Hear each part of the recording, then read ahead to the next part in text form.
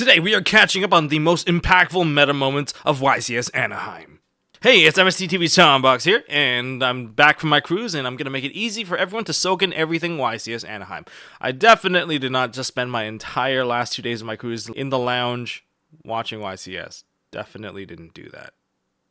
For a quick overview, I'm going to share with you guys the top 8 deck list, as well as the top 32 contender spread, and then the most common and important sideboard decks based off of these top deck lists. And one of the most hype moments in this event would be when Jeff Jones managed to successfully bridge K9 into Mitsurugi, and that's gonna be coming to our locals near you. And overall, we can take a look at the moving trend, and I think we're gonna need a ban list sooner than later because these trends are looking insanely oppressive, and it's only gonna get worse based off of what OCG's been releasing in the future sets.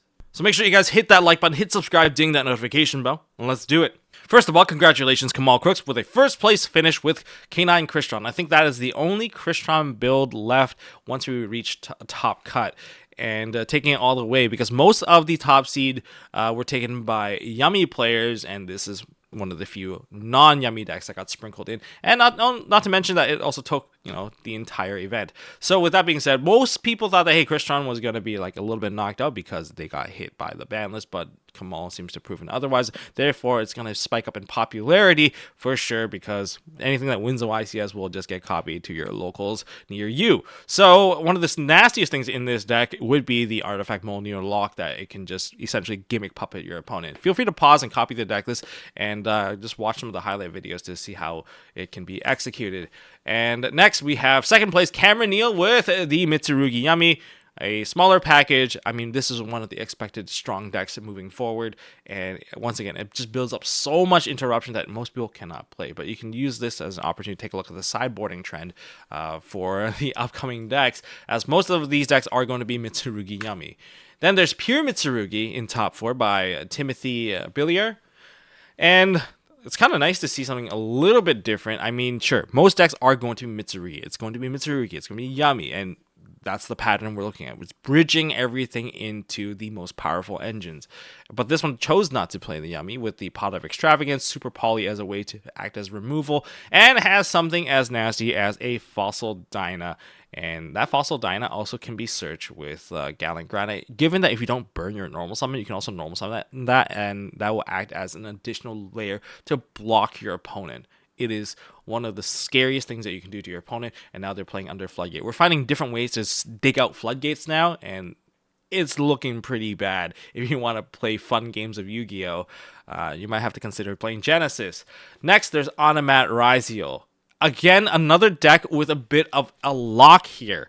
So, Onomat Ryziel has the opportunity to go into Protoss, but also Ouroboros, pushing cards out of your hand. It is, I believe that's how Triff ended his run, and it's very unfortunate that that's the way that he has to go, but it's like there's not much you can really do about it. And also look at the sideboard here, because most people are choosing to play Triple Tactics Thrust. You can see that there's the evenly match. One copy is enough if you can just thrust it right into your hand. D-Barrier, set it into the field, or you can go into Castell into the Harpy's Featherstorm. Essentially, we are playing every possible board break / floodgate possible to keep my opponent out of the game. But congratulations to Alex Bergeron to the top 4. And in top 8, we have Steven Trifanowski. Triff with his Yummy Pendulum Mitsurugi. You've seen at YCS, though, this was like one of the winning decks for him, and he went back-to-back already with Yummy already. He's a very, very strong player. I get that he did not win this particular one for the hat trick, but it's not like you can really make fun of the guy. I see that some people are trying to make fun of him. Oh, he fell right before the finish line, blah, blah, blah. Like, I don't really understand. I get that you probably don't appreciate his arrogance, but he backs it up. He backs it up with the hard work and getting the results to push it all the way through. I've play tested with Triff before, and he is one that really, really studies the lines, and he's a very impressive player once he puts his mind to it, and he's definitely showing his focus and determination, and that's not something that I'm going to make fun of him for. But at the same time, I want to congratulate him for another top, because getting tops now are just so hard, because getting into top 8 is one of the hardest things you can do in Yu-Gi-Oh! It's like one of the biggest complaints when they changed the entire format, and Triff has been able to push it forward even in this, really cutthroat version of YCS top cutting. Continuing top 8, we continue with the Yummy trend. We have a pure Yummy build piloted by Toby John Piquel. And this is a more classic version with a couple of swaps, mainly for the Marshmallows added in, and clearly solidifying that Marshmallow is the best card in the latest set of Dude. As for our last two builds, it's also going to be Yummy Mitsurugi, piloted by Isaias Estrada III. This one chose not to play pre-prep, and also has Wasted Day Out Lava Golem using Dark Spirit's Mastery. And our final top 8 would be Alexander Singh Junha, which played a very clean-cut 40 build of Mitsurugi Yummy, very similar in terms of sideboard compared to Cameron Neal. So these are things that you can consider. Anyways, these are the entirety of the top 8 deck list.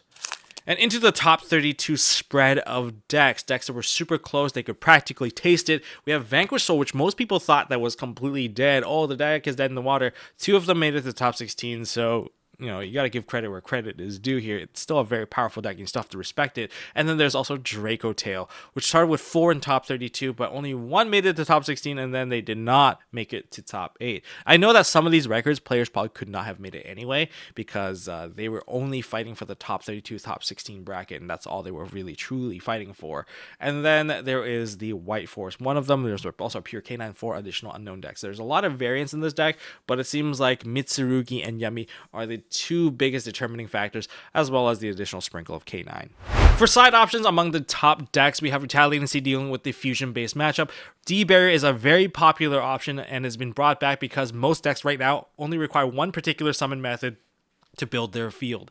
Whether it be Synchro Fusion, Xyz, you can call one of them and it will shut them down. That's why people are bridging it with Thrust. People are thinking 3 copies of it. They'll play Thrust and the additional copies just so that they have an answer to the problem. And there is Ghost Bell as the main deck or sideboard hand trap because it answers to every single matchup. It has something good for everything. Mitsu, you can use it to hit prayers, or the reviving ritual of the Mitsurugi. There's also the Yummy tag out, or they can try to revive a surprise. This is something that they can do, and especially when the tag out, it hurts them the most because they lose the most amount of resources. Lunalights, Wolf, you can block that. There's other things that you can also block in Lunalights, but Draco Tail, you can stop any of the traps. So having Ash and a Ghost Spell kind of answers most problems against that particular matchup when it comes to disruption. And there's also K9, you can block Lantern, you can use it to block Lupus, making it very safe to go first or second against that particular matchup. Darkwind No More, people are playing it because it's a mass negation across the entire board, and most people aren't playing like big negation in the main deck. Most people that are playing Mitsurugi, they have the Great Purification in the sideboard, which is why it's like that. Lava Golem removes 2 problem names, namely it's to deal with the Lunalight problem of Liger Dancer, because it's still going to win you a game, and it's going to slow cook you if you can't clear it off of the field. And then there's Metatronus. It's kind of a meta call because it's very similar to when Ryziel was very, very popular. People would use Metatronus to turn off Detonator, whereas Metatronus will essentially do the same thing for Yummy based plays, and they can even set up full combos with it. As for additional cards that people are choosing to play in the main or side, there's going to be the Lightning Storm, Herald of the Abyss, and Delta. These are all in the side, and it's to deal with the spell based summons, deal with the Liger Dancer, and just mass board wipe. You need something to kind of clear off everything off of the field. And then Triple Tactics Thrust is a very commonly played card now. I think most people are choosing to main or side deck this card because everyone has monster effects. And that's why also the Darkwind No More is so popular. Drone Lockbird is to deal with the Mitsu problem because there's just so much searching now. And Droll hurts the Mitsu matchup quite significantly. They have just so much searching involved altogether. And the name of the game is just to remove interactions. So Forbidden Droplet, Super Poly, these are all among the top choices of removing stuff off of the field. Now, before I get into Jeff Jones' ability to bridge K9 into Mitsurugi, if you look at what people are choosing to play among the top decks, in rank 4, you have Arch Nemesis Protoss and Evil Swarm Ouroboros. We're doing hand rips and we're doing attribute locking against people. It's not very fun when you have no hand traps. Now, when you have no hand trap, you just lose. And same with K9. K9 into Crystron, K9 Crystron, whatever that has a bunch of level 5s, they can summon out Artifact Mjolnir onto the opponent's side of the field using the Imperial Princess Kenquiri, because they load the Artifact Mjolnir with, say, an Artifact Dagda, set that onto the board, blow it up themselves. It will not activate on your own turn to resummon the card. However, if you summon this card during the opponent's turn, it will trigger and force your opponent into an Artifact lock until the end of their turn. Essentially, this is gimmick puppet 2.0, and it's very easy to set up. And everyone is also bridging into Habakir, or they tech into Habakir, pushing their decks above the typical 40 count that everyone strives to get the most consistency. But since the package of Mitsurugi, Habakiri is so powerful as a one-card engine that everyone just shoves it in. And the additional lock that we're now seeing among decks that can push rank 4s, like Mitsurugi, they go into Gallant Granite, searching a Fossil Dyna. If they didn't burn a special summon, all of a sudden Fossil Dyna becomes their normal summon at the end of the combo, making it extremely difficult to break any board, as you have to answer to no special summon first. And that's kind of why, like, Genesis have all of these big Floodgate-esque cards down to, well, 100 points, because then you can't really play them. But that's modern Yu-Gi-Oh! For us, alright? And finally, shoutouts to Jeff Jones for highlighting a new deck that we're going to be able to play, which is K9 Mitsurugi. Because Jeff Jones showcased how to bridge the two decks together using a TCG exclusive card, Ashland U1000, where you can reveal a ritual in your hand and you can add a different ritual with a different type and attribute into your hand.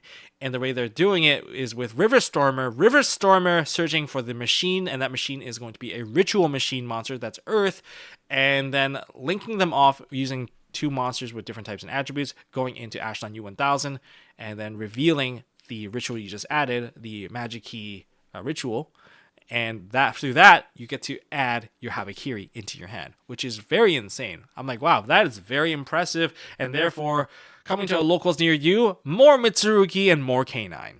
All right, shout out to you, Jeff. Thanks, Jeff. And that's all I got for this video, guys. If you guys enjoyed this video, hit that thumbs up button, hit subscribe, ding that notification button. If this helped you catch up to the latest trends at YCS, then I appreciate you guys. Hit the subscribe button, ding that notification bell. Thank you guys for watching. I'm back from my cruise, and I'll see you all in the next one.